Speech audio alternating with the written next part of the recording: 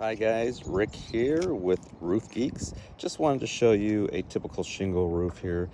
So I came up to take a look at this roof to see what it may need for maintenance. The shingles are in good condition, the patio roof's in good condition, but what people don't realize is that all of your roof penetrations need to be sealed pretty much almost every year. What happens is the seals begin to break down and crack.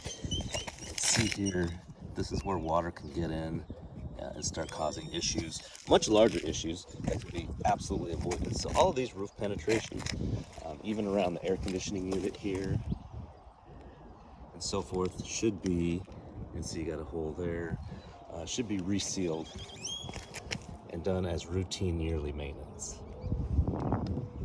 Got a skylight here, or a solar tube, and that's in really bad condition, so that needs resealing as well.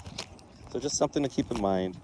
Resealing roof penetrations should be done as part of your yearly maintenance.